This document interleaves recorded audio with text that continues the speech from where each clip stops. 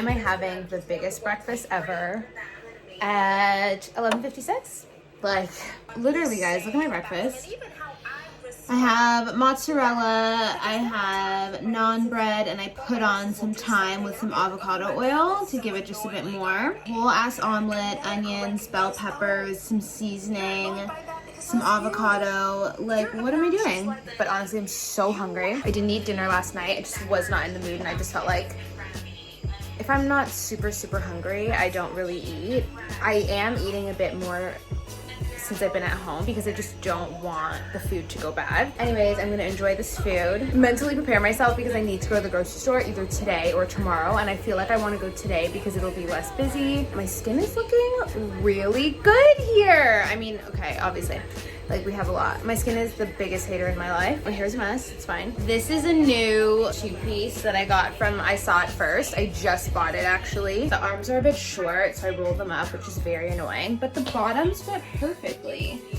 So clearly the sizing is just very weird, but what can you do? You guys, I just finished making 3 TikToks.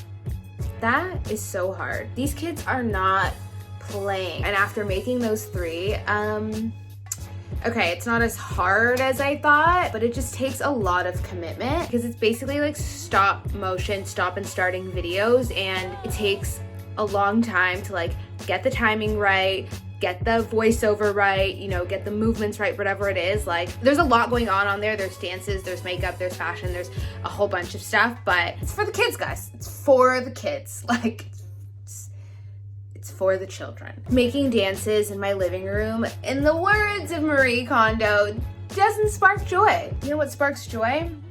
Having Virgin wines, which I had no idea that Virgin even had a wine store, but you know, we learn a lot in quarantine. I was able to get delivery, 6 red, 6 white, and a bottle of bubbly. Delivered to my door, said it would take 7 business days. Got here in I think 4. That's what brings me joy as a 30-something. If this app was around when I was like 10, 11, 14, 15, 17, 18, yeah, fun. But the idea of doing the Savage Challenge with myself in my bedroom just seems a bit lame, even though I think it's a really cute dance. Obviously, if you are on TikTok, comment below, tell me your name. I need new people to follow anyways, because that's the only way I find things to do that are like within my realm, within my lane. I'm all about staying in your lane with this app. I'm not really seeing like a lot of cool black girls on TikTok. Obviously, we out here, but if there's any cool black girls, any fashion girls, anyone who's cool on TikTok and is doing the thing, comment their name. Let me know if you're on TikTok because I'd love to follow you. So what I'm gonna do is clean my kitchen because my kitchen's dirty, which is really annoying because I haven't cooked anything, well, except for my breakfast, but that's very minor. And finish this Shiraz, which by the way is fantastic. It's called 16 Little Black Pigs, like, sure. Good morning, guys. Happy Saturday. I'm up really early because I need to go to the grocery store and I just kind of want to like mentally prepare myself. I've already made my list so I don't get distracted and I'm not aimlessly wandering around. I have to go to 2 grocery stores. Thankfully, they're right across the street from each other. So yeah, I'm ready. Let's do this. So I finally got my nails off. They're not that great, so we're just gonna ignore that. I did the whole acetone thing, and then I just bought regular polish off of Amazon. I'm not gonna try and like buy powder and do the dipping, and then you gotta buy that file. I'm not doing all that. I will just wear this same polish, keep fixing it until quarantine is over, and I can go back to getting my dip powder and getting my nails. So.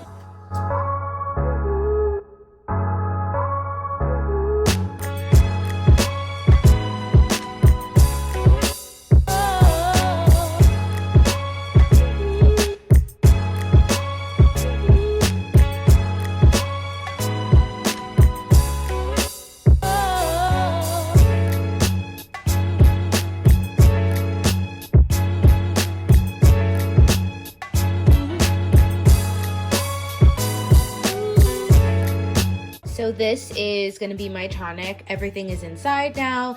I've got my ginger, my onion, garlic. I also added 2/4 teaspoons of turmeric. One time when I made it, I just added way too much turmeric, so I wanted to go light on the turmeric this time. And then I also added black pepper. I don't know what is in black pepper, but it helps to bring out the benefits of the turmeric. When this is brewed and all good to go, you can add some honey to it. Obviously, we know honey is so good for you, antimicrobial, the whole bit, or you can just drink it straight. Another great way, if you really want to maximize your benefits, is get a tea bag of green tea, all those ECEGs, and use this instead of hot water. So whatever works. Remember that I'm not drinking this for taste. Like, I don't need it to taste good. As long as the benefits are there, I can get through a mug of this. I actually like the way it tastes because to me it's just very savory. But if you're not a fan of a lot of these ingredients, I can understand why that might be a problem for you. You can add the honey. The honey does kind of help to like level it out a little bit. I know Organic Olivia, she uses a lot of citrus peels. I used grapefruit and squeezed a bit of grapefruit and citrus peels in it, and it was just so bitter. But for now, I'm just gonna keep this as is and get this on the stove.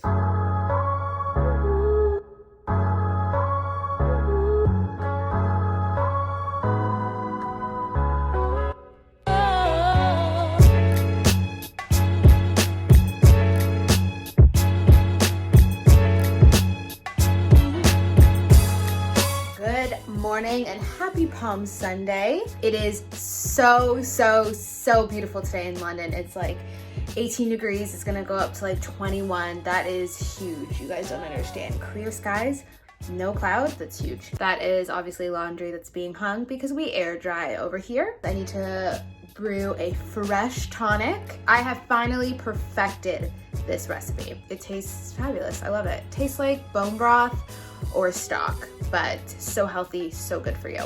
Just about to sit down, for my morning workout, and I'm gonna add some lavender to my diffuser. I actually brought it down because it normally sits on top of my dresser, but I feel like because it's not a really powerful diffuser, I think it's best to have it close to me so I can kind of smell it all when I'm working out. I always put a lot of essential oil because I just feel like a little bit doesn't do enough. Today I'm using lavender. A lot of times I like to mix peppermint with eucalyptus together, which is like such a beautiful scent. So yeah, I'm gonna pop this on. I like to just keep it running all day, so I'll just move it to 6 hours and just have it close to me while I work out. Look at that. I have been knee deep in work all day, but I wanted to quickly come on here. First of all, it is so beautiful again today in London. Since we've been in quarantine, we've had the most consecutive days of like sun and warmth that we like just don't have. We never had this last year, that's for sure. People down the street are talking to each other. I think he's grilling. It's like, I love it. I feel like everyone here could go in their backyard and have like a party. I can hear music. Love it. I want to show you guys. I saw this hack on TikTok. You basically throw your makeup brushes in a pillowcase, tie the pillowcase up, put it in your washing machine, load it with soap, and wash it. So I'm gonna see if it actually cleaned my brushes. Now, first things first, when I first watched this, I was like, that's probably not a good idea. And I actually still believe that because one, if you've got wooden brushes, it's not good. Technically, you're supposed to wash your brushes downwards because you're not supposed to get water and soap at the base because it loosens the glue and your brush doesn't last as long. So I basically just did brushes that are more, not plastic, but plastic-y, or brushes that I'm not super like bent out of shape about. If they were to get, you know, a little bit of wear and tear, not a big deal. What I also thought was I would never use laundry soap to wash my brushes. Not all soaps are the same, guys. So I would never use something that I wouldn't put on my face on my makeup brushes. So I used Dr. Bronner's 18-in-1 Tea Tree. So I love this soap. I actually use this soap to shower. And this is the one that I bought specifically for my makeup brushes. So I just put that into my washing machine. I would never use like, I have Method. I would never, even though that's supposed to be quote unquote clean, I would never use that on my makeup brushes. No. Okay, so enough chatter, let's get to the reveal. Some of these are not clean. Actually, most of them are not properly cleaned. They are cleaner than the way they went in, but they're still not like 100%. So what I would say is natural hair brushes are probably not ideal because they shed like crazy. This is a Morphe brush that like, it's fine if it sheds, I don't really care. This is a foundation brush that's clearly not cleaned. I actually love this brush, by the way. It is, I think Zoeva, yeah, poof, bomb brush. But the sponges, oh my gosh, incredible. Such a good job. Like seriously, I mean, there's a little like glitch there, but such a good job. What I would say is I only did a 30-minute cycle and I probably could have used more soap because I did even notice that when it was like spinning, I was like, oh, it's not really sudsy.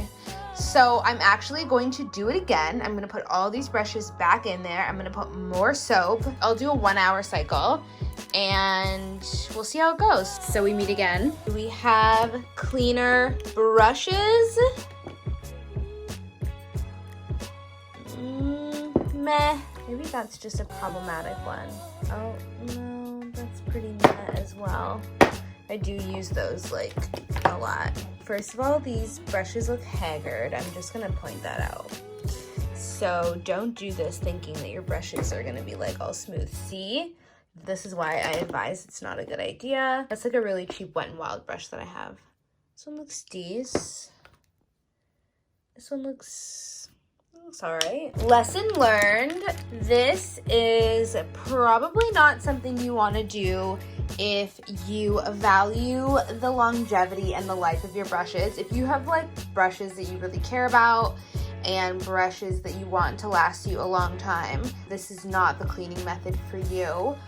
Also, natural hair brushes make a mess in this little pillowcase pocket, so probably would wash those separately. Foundation brushes are going to need some extra love. It's probably not going to be cleaned. I think I would do this again if I was at a point where my brushes were insanely dirty and like all of them were dirty and I was just way too lazy to clean them all like deep clean, which I'm not gonna lie, does happen. That's part of the reason why I have so many brushes, that I don't have to constantly be cleaning them. But it's not something I would do often because this definitely will shorten the life of your brushes, like no doubt about it. What do you guys think? Comment down below. Is this something you would do to kind of avoid cleaning your brushes, or do you think like, nah, this is wild? Let me know. I'm going to make banana bread and I'm so glad that I was able to get bananas. They've been sitting patiently for a few days, getting ripe, and I'm really excited because this is actually the first time that I've ever baked anything. I'm gonna take you guys along the steps. I'm basically combining two different recipes. One's a bit healthier than the other, so she does like almond flour instead of regular flour, and she also adds vanilla. I'm gonna make it a more traditional way because I don't have that kind of like different flour, unfortunately, because that stuff is so hard to find in London in general, let alone in the midst of quarantine. So I've got regular flour. I am gonna add the vanilla because I like the flavor, and I am gonna add crushed nuts at the top and a bit of banana. She slices the banana and puts it at the top. So I'm gonna do it, I'm gonna get to it, and hopefully this turns out amazing. So I've added the vanilla, baking soda. I've got my sugar here that I'm gonna add in very shortly. I've got my beaten egg. And then once all that's together, I just need to wash the pan that I'm going to put it in. Oven is preheating, so you want it at 175 Celsius, and I think that's maybe 350 Fahrenheit. I'm really excited. I'm gonna put some crushed nuts on top, so that's why I have my mortar and pestle to kind of break it down. So I'm gonna finish this, put this all together, put it in the pan so you guys can see the final look before it pops into the oven.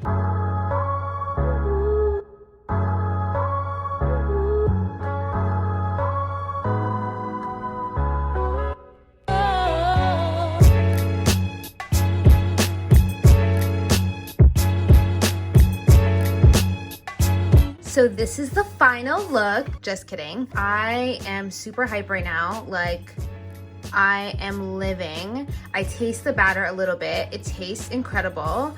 I just took one tiny banana and sliced it. Well, a piece fell on the floor, so I had to dash that. Just put it on the top, and then I crushed the nuts in my mortar and pestle. It's just a bunch of different nuts, but use whatever you have. And I just kind of like grazed it on the top. And it'll be nice because when I eat it, at least I'll have a little bit of fiber. I'll have like nuts or whatever, so that'll be good. I didn't use butter to glaze the pan. I used ghee, which is basically clarified butter. This is organic ghee that I got. It's perfect for high temperature cooking. It has a high smoke point, much better for you than butter. You don't even have to store it in the fridge. It stays in the cupboard. Natural source of vitamins A, D, E, and K, so that's good. The melted butter was mostly ghee with a little bit of butter. So this is gonna go in the oven for an hour. Again, this is my first time, so here's to hoping. But I think it's gonna taste incredible, honestly.